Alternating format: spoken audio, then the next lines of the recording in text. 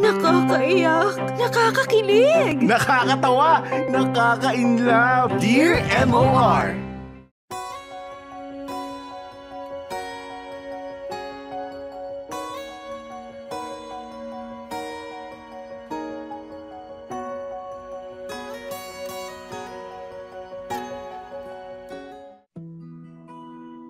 Dear MOR, magandang araw sa inyo, Popoy at Bea. Hello na rin sa lahat ng listeners ng Dear MOR.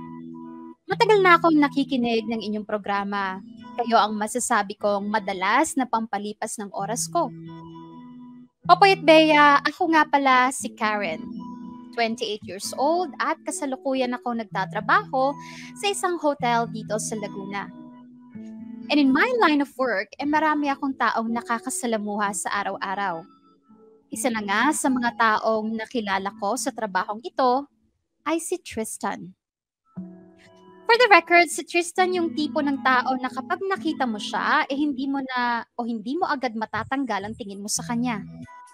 Literal na napapangiti ako pag nakikita ko ang lalaking to. Popoy at Bea, during one of our interaction ay hiningi ni Tristan ang number ko. At bilang crush na crush ko nga itong lalaking to, syempre, binigay ko kagad ng number ko sa kanya. Halos araw-araw kaming nag-uusap ni Tristan to the point na gumaan na ang loob namin sa isa't isa. Popoy at Bea, during one of our talks ay talagang nag-open up sa akin tong si Tristan. He was very vulnerable at isa yon sa mga na-appreciate ko sa kanya. Sa pag-uusap nga namin yon, nalaman ko na siya ang bunso ng kanilang pamilya. At lumaki siya na nakukuha lahat ng gusto niya mula sa parents nila.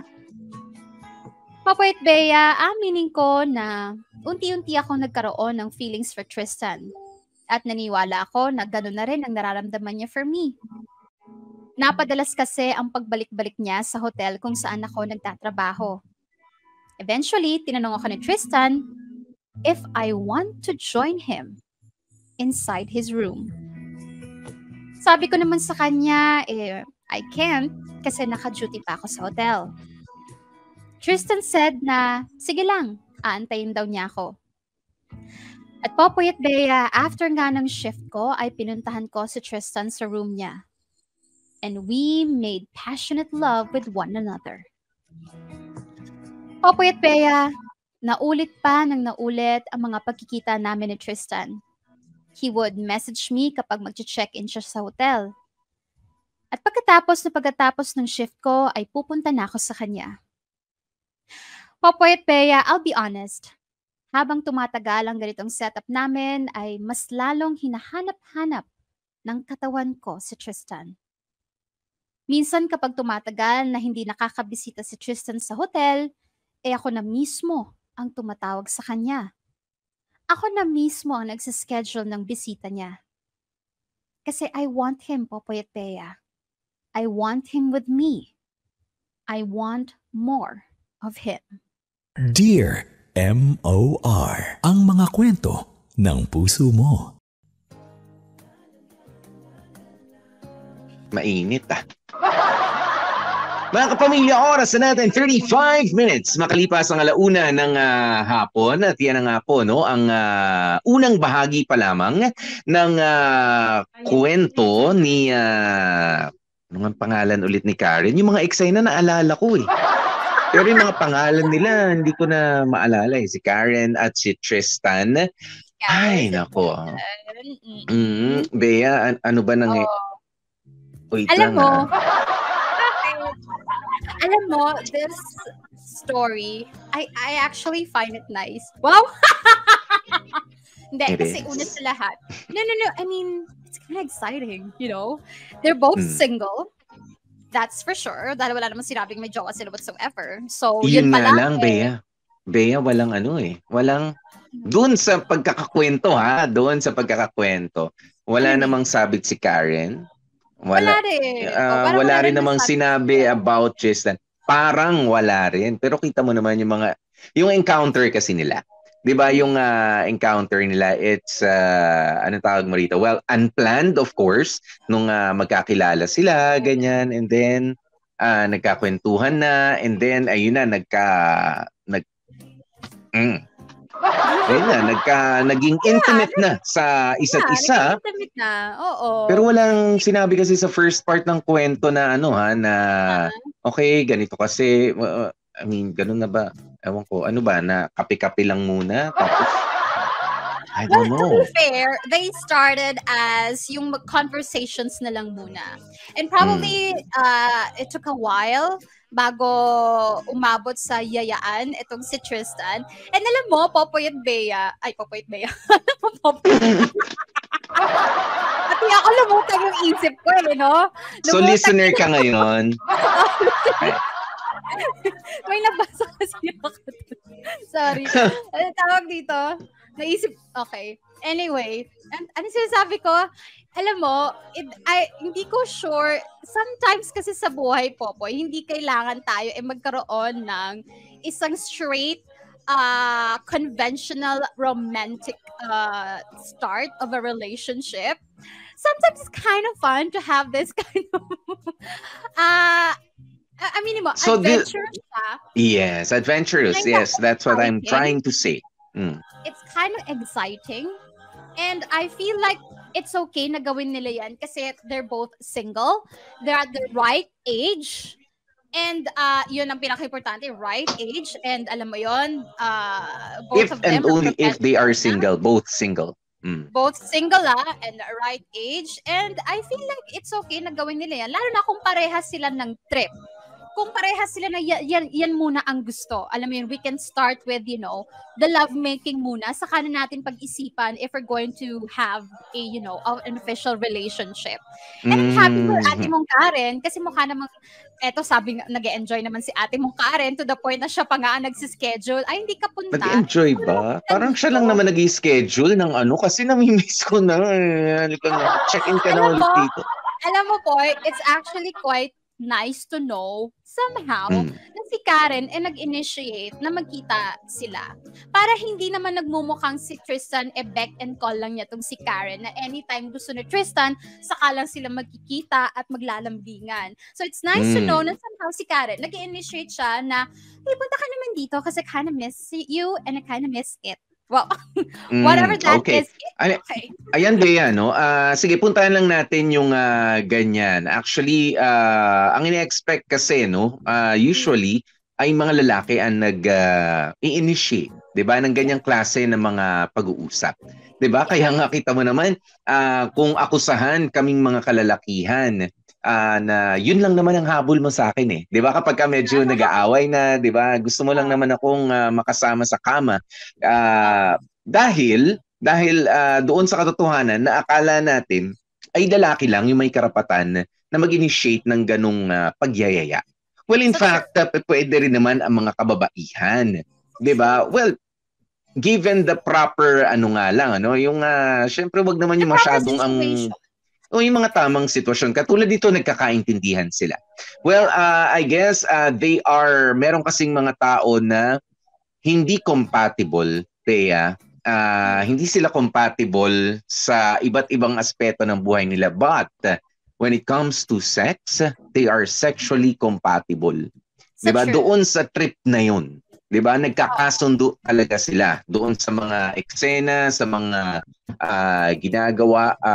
Pasensya na ho, no? Medyo pang mature ang napag-uusapan ngayon. Pero, diba, I know of some couple na hindi sila okay. Oo. Na hindi sila parental guidance muna tayo. Okay? Kung meron bata-bata dyan, medyo tumabi-tabi muna kayo dyan. Okay? Ayan, alright. Kung meron kasi akong a few couple na parang magkasundo sila sa buhay. 'Di ba? Magkasundo sa buhay, mag-asawa na ito, Beyan. Pero pagdating doon sa larangan ng sex, parang saliwa. 'Di ba? Parang saliwa at yung isang partner nga ay naghahanap at nakakita, 'di ba, na yun sexually compatible sila, but it doesn't necessarily mean na iiwan niya yung asawa niya para doon sa sexual satisfaction na nakukuha niya ron sa isa. 'Di ba? May mga ganung arrangement eh. Oo, sa kama hindi sila pero as a couple, 'di ba? Ay okay naman sila, parang power couple. Pero meron yung yung iba naman is vice versa. 'Di ba? Sa sex nagkakasundo, pero sa ibang aspeto lagi na lang nag-aaway. 'Di ba? Oo. Sa anong direction ng relationship natin, paano yung future natin, wala. Pero somehow tignan mo, iba-iba din yung magiging outcome. Pero most of the time, kung sino yung hindi compatible sa kama pero compatible with other aspects of life, parang sila pa actually mas nagtatagal. Kumpara dun sa compatible sa sex, yes, pero hindi compatible sa ibang mga bagay, yun pa actually medyo mas malaki ang tendency na maghiwalay o masira. Kasi meaning to say, relationship, it's not about just sex. Relationship, like an official and a matibay na relationship, hindi lang talaga lust ang kailangan dyan. Marami pa ang kailangan dyan to make it stronger and to make it last longer. Isa lamang yun sa mga isa lamang yung sa mga factors na pwedeng ang tawag dito. Isa lang sa napakaraming factors, Bea. Oo, in building and maintaining. Kaya ako ang tanong ko dito, what's happening between Karen and Tristan? 'Di ba? Is it something na na parang that's for sure. They're having fun. Ngayon, wala tayong maaano pa when it comes to the relationship kasi wala naman silang relationship to begin with. Wala, They only, they have a relationship which is sexual relationship pero hindi yung official na mag-boyfriend and girlfriend, na mag-jowa type of relationship. So wala muna tayong para masyado makakesyon doon. Pero what they have is, a sexual type of relationship and they're having fun. So far, to be fair with Bea, para maging parehasan tayo, nakakatuwa naman si Karen. In fairness, sabi niya ilang beses na may nangyari sa kanila. Pero hindi pa siya nagsasabi ng katulad na paboritong sabihin ng iba na mag-ano ba tayo? Yan. Yung ikaw nagyaya, gusto mo yung nangyayari, tapos biglang, ano ba itong ginagawa natin? Mag-ano ba tayo? Ayun na. Humihingi na ng commitment. Humihingi na ng commitment. Naku, pwede rin, hindi pa. not necessarily humihingi ng commitment, pero humihingi ng, yung maging klaro lang ba tayo? Maging tayo? Maging black and white tayo? Ano ba talaga itong meron tayo para alam ko din kung nag-i-expect ko or something like that. Which is, mas alam mo, mas dapat ganun eh. Huwag kayo mahihiyang magtanong. Huwag kayong mahihiyang magtanong, mag-inquire, mag-usisa. Kung sabi ni Makoy, assurance. Not some assurance, pero huwag kayong mahihiyang magtanong para hindi kayo floating na magkakapaan lang kayo. Be frank and be straightforward. Naglalambingan na kayo nagsisex na kayo tapos may hiya pa kayo magtanong, nagkakitaan na kayo and everything, nagkapalitan na kayo ng kung ano-ano dyan, may hiya pa kayo magtanong. Not so much of an assurance na okay, magiging magjowa tayo, but more of like, maging klaro lang tayo. Maging lang tayo, okay? Let's put it in black and white, let's put into writing kung ano ba talaga tayo para alam natin saan natin isi-set yung mga expectations natin. At ipapanotarize natin yan. At yung mga boundaries natin. Oo, ganun yun. Hindi, mga kamarkada, that kind of setup, it's fun actually. It's okay. Lalo kung single kayo at nasa tamang edad kayo. Pero just make sure din na hindi kayo yung parang, ang tawag dito, floating, kung hanggang saan yung bahala na, yung salitang bahala na. Be responsible pa rin syempre sa feelings ninyo at sa kung anong meron kayo. Teka lang, syempre, mahirap din naman na, okay, kahit single ka, Bea, sige, go lang ng go, mahirap lang rin. Kasi, syempre, you have to, kailangan dito, mataas yung, yung confidence sa isa't isa, yung trust na in-invest ninyo doon sa tao. Not because masarap siyan sa kama, ay ikaw lang ang nakakasama. Okay? Nagigets niyo ba yung masarap siya sa kama pero sure ka ba na ikaw lang ang nakakasama? Kasi kung ganun, multiple partners pala yung nakakasama niya, he or she is doing it, it's getting paid to do it, di ba? Safe ba ang pagka ginagawa niya 'yon sa iba? Kayo ba safe din ba ang paggawa ninyo? Wala bang biglaan na lang mabubuntis? Wala bang biglang magkakasakit sa inyong dalawa? Of course, it's fun. Sige, nandun tayo sa fun, pero meron tayo kasi mga responsibilidad that we owe to ourselves, 'di ba? Hindi lang hindi lang doon sa partner natin, doon mismo sa ating mga sarili, sa ating mga katawan. Paano mo pananatilihing malinis pumapasok pala o yung pinapasok mo madumi pala, 'di ba? Na mga eksena. 'Di ba? Hindi natin alam. At wag niyong ito lang para sa mga kalalakihan, mga kababaihan, hindi lamang po sa seryoso, hindi lamang po sa amoy, okay, nasusukat na, uy, malinis to.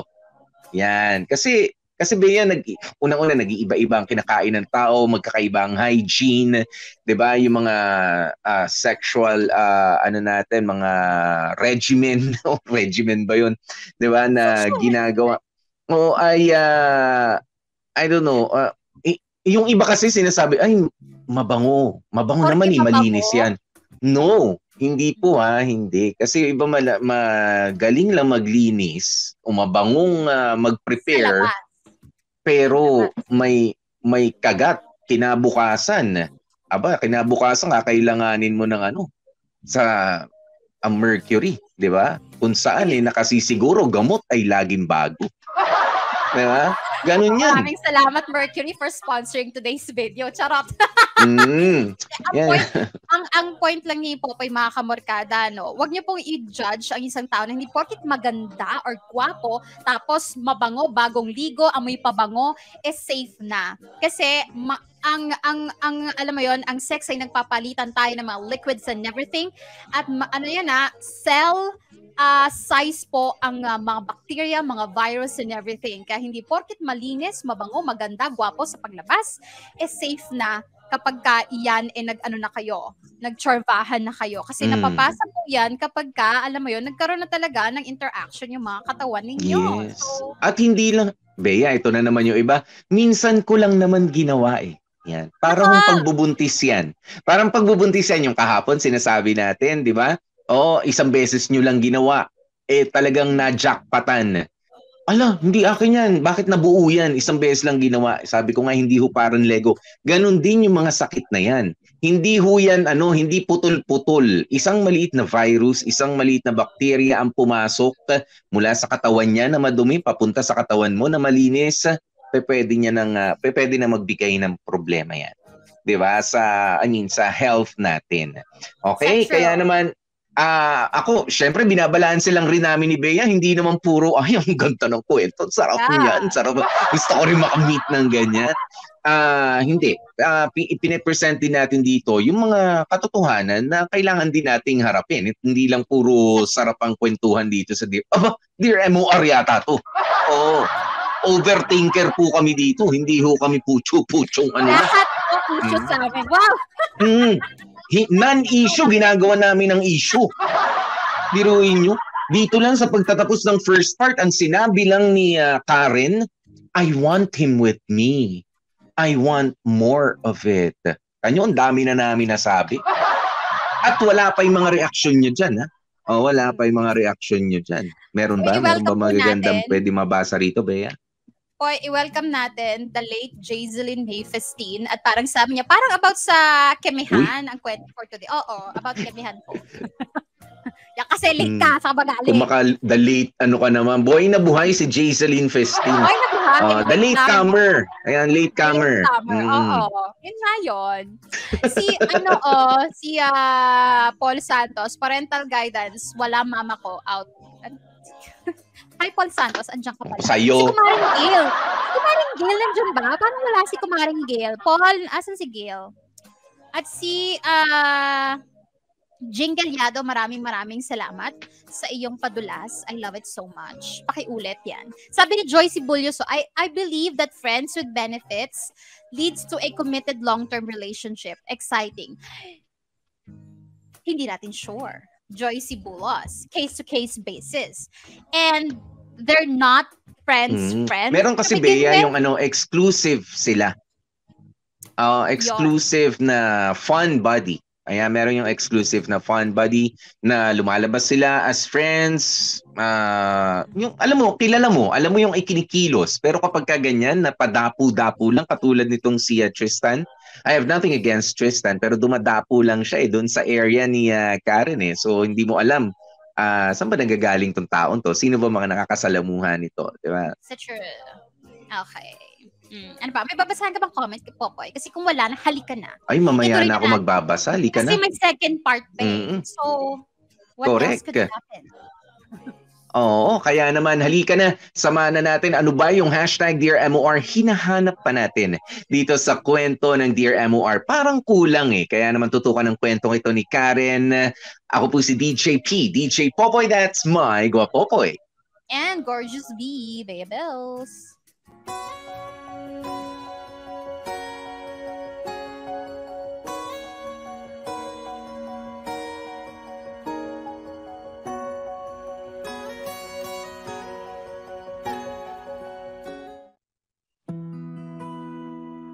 Popoy at Bea, dati-rati, ayaw na ayaw ko sa trabaho ko. Pero nung nagkakilala kami ni Tristan, nagbago ang lahat. Excited na akong pumasok, lalo na kapag may schedule kami ni Tristan. Never akong nag-ayos for work before. Pero ngayon, todo makeup na ako. And lagi kong ginagamit yung pabangong binigay niya sa akin. Gusto ko kasing maramdaman niya na nilook forward ko yung mga pagkikita namin. Pero just to be clear, Popoy at Bea, safety is always our priority. Minimake sure namin ni Tristan na protected kaming dalawa whenever we make love. Pero Popoy at Bea, habang tumatagal ay may unti-unti na palang nababago sa akin. When Tristan and I started our intimate meetings, hindi ako nagagalit agad kapag hindi nakakapunta si Tristan sa hotel. Pero nung dumating sa point na pabawas ng pabawas ang pagkikita namin, sabihin na nating umiinit na ang ulo ko. Umabot na nga sa point na minsan, nasisigawan ko si Tristan kapag hindi kami nagkikita. By the way, hindi kami ni Tristan. Wala kaming official relationship or kung anuman. Pero pag nagagalit ako sa kanya, todo-todo. Eventually, si Tristan na rin ang sumuko sa setup namin. Hindi na ako nakarinig ng anything from him. Kapag sinusubukan ko siyang tawagan, hindi niya ako sinasagot. Popoy at Bea, hindi ko naman masisisi si Tristan. I became too much for him. Kaya naman, hindi rin nagtagal, sumuko na rin ako kay Tristan. I let him go. Problema nga lang, Popoy at Bea, I still want to experience the things I felt with Tristan. Meaning, hindi natapos kay Tristan yung drive ko in having sex with someone. Bilang wala ng ibang lalaking malapit sa akin, nagkusa na akong naghanap ng ibang tao na makakasatisfy sa urge ko. I met with other guys, had sex with them. Met another set of guys, and had more sex. Popoy at Bea, dito ko na nga na-realize na there was something wrong with me. I'm addicted to it. I'm addicted to sex. Hinahanap-hanap na siya ng katawan ko. Para siyang kate na kailangan kong kamutin. Popoy at Bea, saka ko na na-realize na I have to do something. I need an intervention. Dito na nga ako naghanap ng taong makakatulong sa akin. I met with a therapist and she helped me with my addiction. Popoy at Bea, sa ngayon, I'm doing better. In fact, nakausap ko na ulit si Tristan at humingi na ako ng tawad sa kanya sa mga ginawa kong paninigaw and whatnot. Honestly, hindi madaling aminin sa sarili mo na meron kang problema. Pero kapag sinimulan mo nang tanggapin sa sarili mo ang mga problema o pagkukulang mo, ay doon ka pala talaga magsisimulang gumawa ng paraan to address the problems and to eventually make yourself a better person. Hanggang dito na lamang muna ang kwento ko, Popoy at Bea. Hindi madaling isulat to, pero naniniwala ako na nasa tamang kamay ang kwento kong ito. Maraming salamat sa pagbibigay ng oras sa kwento kong ito. Muli, maraming salamat and more power. Lubos na gumagalang, Karen. Dear M.O.R. Ang mga kwento ng puso mo.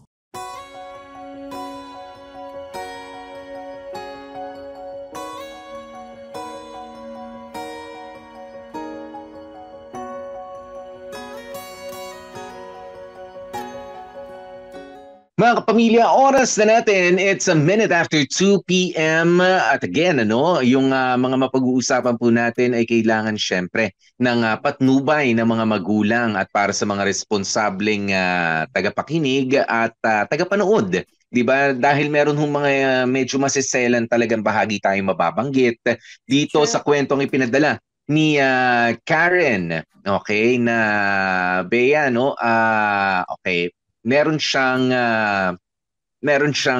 condition. Okay, meron siyang mental condition, a medical condition. It's a mental disorder, 'di ba? Nymphomania. Nymphomania yung tawag doon para sa babaeng para bang sabi niya kasi ay parang parang kate na kailangang kamutin. That's the pakiramdam na. At kumbaga si Tristan lang pala yung trigger. Oo, siya lang pala yung naging trigger, not necessarily the main cause. Pero syempre, contributing factor din yung mga nangyari sa kanila. And then, nung nawala na nga si Tristan kasi medyo naging unruly na itong si Karen doon sa kanilang fun body setup. Diba? Naninigaw na, nagagalit na. So, nagde-demand na, Bea. Meron na siyang init na hindi na mapigil at kapag yun nga yung kate na hindi nakamot ay nag-iiba na yung mood niya at nagiging worse na and napunta pa siya sa multiple partners. Ayan, siya na mismo ang naghanap nito. Okay, para lang maibsan yung init na nararamdaman niya. So, well, good for Karen dahil she sought medical attention na. Ayan, medical health. Pero, syempre, ando na, what's done is done. Oo, yun nga yung sinasabi natin kanina, nako, sigurado ka ba yung pala si Karen yung nagkaroon, pumasok doon sa eksena na, ay nako, kahit sino na lang. Kahit sino na lang. Basta, Oo. Alam nyo, mga kaburkada, we don't wanna judge Karen, kasi it's a mental condition. Hindi siya yung parang, meron siyang urge at kusa niyang ginagawa yon, pero hindi yun para talagang ginusto niya 100%. Alam niyo yun. Ganun kasi kapag, di ba, merong mental condition na kahit at the back of her head, hindi to maganda, hindi to tama, pero yung katawan niya kasi is nagre-retaliate sa utak niya at sa puso niya. So, alam mo yun, nakakagawa siya ng mga bagay na hindi niya magawang mapigilan. And it's a mental condition. And as much as we hate kung ano yung nangyayari kay Karen sa mga mata natin, let's not dig her down deeper pa, Wag na natin siyang ipako palalo sa krus kasi aware naman siya na hindi magaganda yung mga pinaggagawa niya. Kaya nga siya humanap ng ng doktor, ng espesyalista, nagpagamot si Karen. Yun yung anuhin natin, mga kamorkada. Yun yung tignan natin. Na hindi siya nagpa-stuck na lang kung sa mental condition niya. Naghanap talaga siya ng tutulong sa kanya at siya na rin nagsabi, she's doing better. Diba? Yes. She's doing better than before. At I'm sure kahit papaano nabawasan na siguro yung mga urges niya or working on it. Diba? Naghahanap ng mga alternative na pwedeng gawin para lang hindi niya gawin yon. So, let's give her credit for that. Kasi not everyone, kasi sabi na rin ni Karen, hindi madaling aminin na meron kang sakit na ganito. It's embarrassing pa. Yun pa yung ibang iisip. Ayaw nilang humanap ng doktor, ayaw nilang magpagamot kasi nahihiya sila na malaman ng ibang tao na ganito yung ginagawa nila, na ganito yung condition nila. So alam mo yun, let's give it to Karen na tinapangan niya talaga at hindi siya, ang tawag dito, hindi siya nanatili sa ganyang lagay niya, sa sakit niya. Hindi siya nagpatalo sa sakit niya. Talagang nilabanan niya at nagpagamot siya at doon tayo hahanga sa kanya. We hated what she did dahil dun sa sakit niya. Pero wala tayong magagawa Wala tayo sa ganung posisyon. Hindi natin talaga maintindihan 100% kung anong nararamdaman niya for us to, freely judge her. So let's not judge her. Okay? Yan. Oo, kasi kita nyo naman ang ayos-ayos na nagtatrabaho. Naghahanap buhay ni Karen, 'di ba? Sa start ng story niya, 'di ba? Okay naman yung pakikitungo niya sa mga kasamahan niya, marunong siya makipagkilala, and then eto na. 'Di ba na discover niya sa sarili niya na meron pala siyang urge na kapag ka napagbigyan mo, yun na pala yun. Ngayon, marami po kasi palang pwedeng mga panggalingan yan. Okay, pwedeng it's a childhood trauma o yung environment na kinalakihan niya. Marami, 'di ba? Depende sa maging pag-uusap ninyo. Basta ito lang kung sakali meron kayong ganitong condition, okay? Katulad kay Karen, mapababae, mapalalaki. By the way, kapag nymphomania, sa mga babae lamang po yan, nympho. Okay? Kapag ka naman sa lalaki, iba rin yung tawag dyan. Pero kumbaga meron kang sexual urge na Satyromania, something like that. O yun. Okay, i-google nyo. Tanong lang natin kay Dr. Google. Alam niya naman yan. Pero, syempre, kung sakaling meron ang ganyan uncontrollable na sexual urge at kumbaga ang mentalidad mo ay kahit sino wag lang ma-zero, di ba? At gusto mo talagang merong ka-join kapag or yung ikaw mismo ay gumagawa nito sa sarili mo at sa tingin mo ay nagiging hindi ka na productive para sa araw mo, 'di ba? May mga ganyan ho kasi those are minute signs ng ganyang klase ng disorder. Yung kapag ka naabala ka na sa trabaho mo. 'Di ba kapag hindi ka na nakakausap na maayos ng mga tao sa paligid mo and you're always thinking about sex. 'Di ba lahat na lang nakikita mo ay parang sex. Okay, masarap makipagbiruan sa mga kabarkada natin about it, pero kapag ka mag-isa ka na lang at wala ka namang impluwensya ng alak o wala ka namang kabiruan but you're thinking about it a lot, 'di ba? That's something else. Okay? It's a disorder. Okay? Na kailangan na nating i-address. Sa true. Oo. Kaya sana ang kunin yung inspiration dito sa story. Hindi man kayo nakaka-relate dun sa condition ni Karen, pero sana kunin nyo yung lesson na you have to address yourself mismo.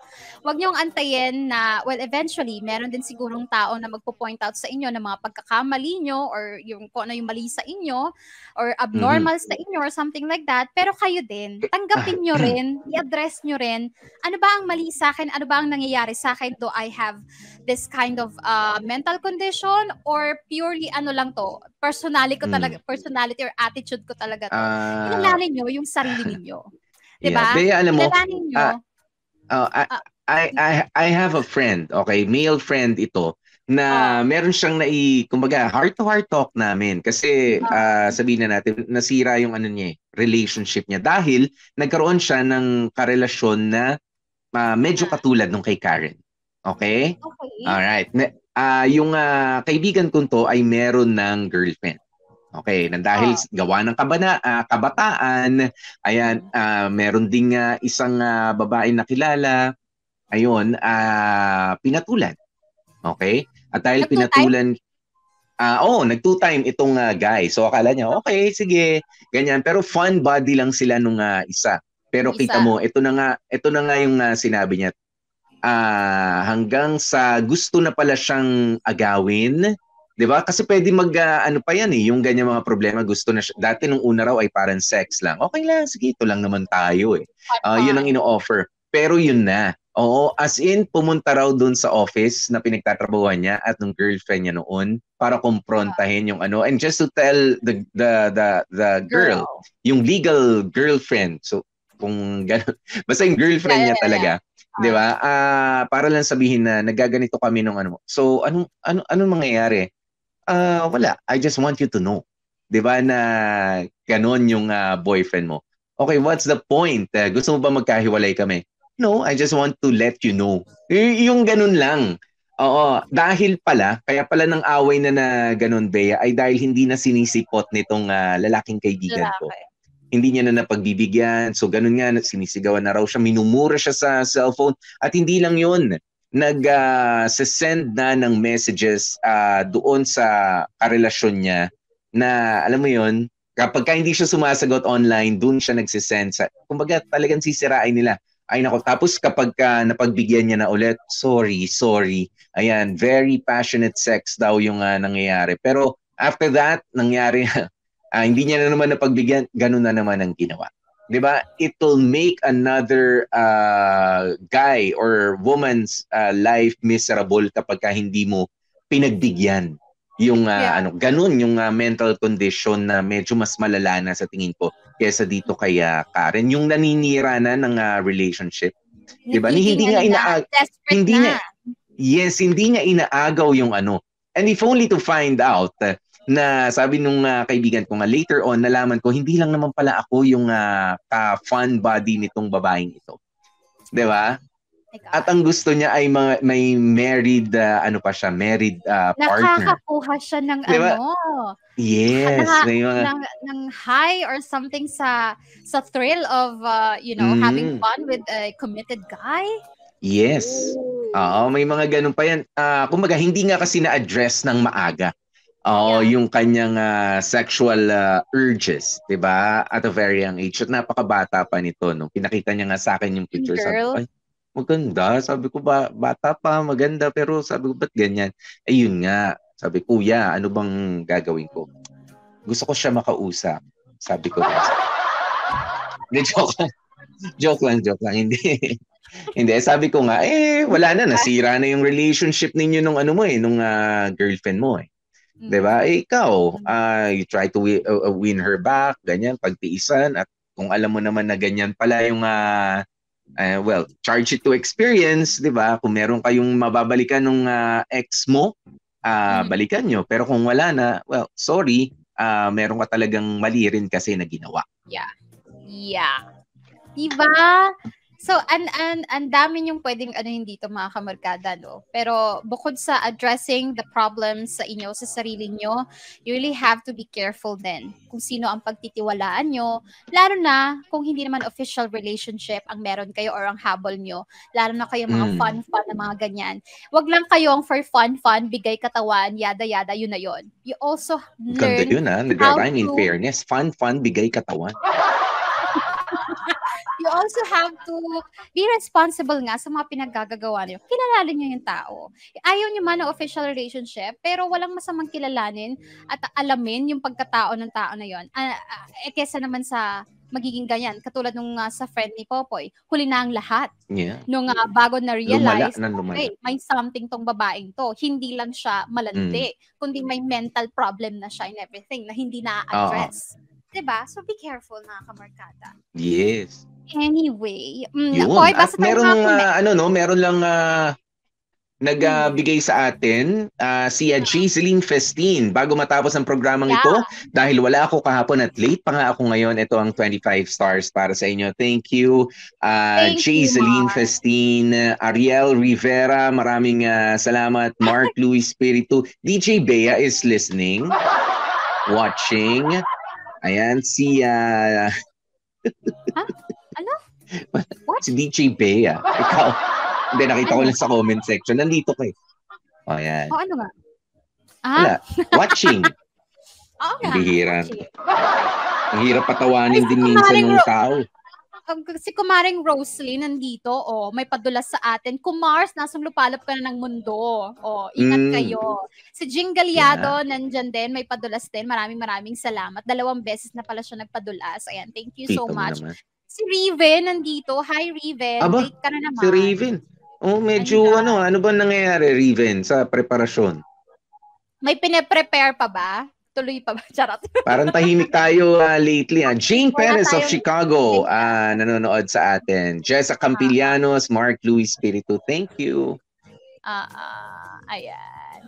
Si Prince Wayne, sabi niya, here in Scotland. How do you say this? Edinburgh? Scotland? I don't know how to say that properly. Silent listener since 2010. Nung dyan pa ako sa 2010. Ay, salamat naman po. Thank you. Buti nandiyan so kay ano pa lang yan, Dear Hasmin pa lang noon. 2010 pa lang eh. May comments ka ba dyan, Popoy? Yeah. Wala na, natahimik sila. Natakot doon sa natakot doon sa comment. Oo, nakatakot. Pero hindi, no? Sana matakot na lang din tayo na dun lang sa mental condition. Well, having multiple partners, multiple responsibility po iyan. At syempre, may multiple, rin, di ba? Marami ka ring pagkakataon, di ba? Tsansa para makakuha ng hindi maganda. 'Di ba? From a certain sexual partner. 'Di ba? Ang hirap. Mahirap po 'yan at marami na po ang nagsisi. Well, some do it for sabi ko nga Bea, yung iba nagpapabayad, 'di ba? Yung iba wala, ganito lang katulad ni Karen, gusto ko lang, 'di ba? Pero nagbabayad o hindi, you have to take care of your body, you have to take care of yourself because your body is with you every day. 'Di ba? Every second of every time. Magkasama kayo niyan eh. Pagka nagkasakit yan, yari ka. 'Di ba? Yun na lang yung masasabi ko, kaya ingatan niyo po 'yan. Okay? Ayan. At dahil dyan, maraming salamat, Karen, for trusting us your story. Sana kahit papaano, gumaan ang loob mo. And thank you for trusting us. Thank you for trusting us. At sa mga kamarkada dyan, meron pala akong friend nagtatanong paano daw magpadala ng sulat. Kahit sabi ko sa kanya, i-PM mo na lang ako bilang kaibigan kita. Pero sige, para po sa inyo, ayan, mag-PM kayo dito sa MOR Manila o di naman kaya sa Dear MOR Facebook page. Just send PM at ikwento nyo kahit hindi pa detalyado kasi chichikahin naman po kayo ng aming producer. Pero give as many information as you can or mag-email kayo sa dearmor1019@yahoo.com. Ayan, thank you so much. Yun. Maraming salamat po sa inyo mga kapamilya. Bukas ulitin na naman natin ang ating maganda at mainit na pagsasama dito sa Dear MOR. Nakasama nyo nga po kami. Ako po si DJ PDJ Popoy. That's my Guapopoy. At ako naman po, Gorgeous B, Bea Bells. At ang lagi naming paalaala, you stay safe, stay healthy, at kahit anong mangyari, you stay sexy and in love, and stay happy.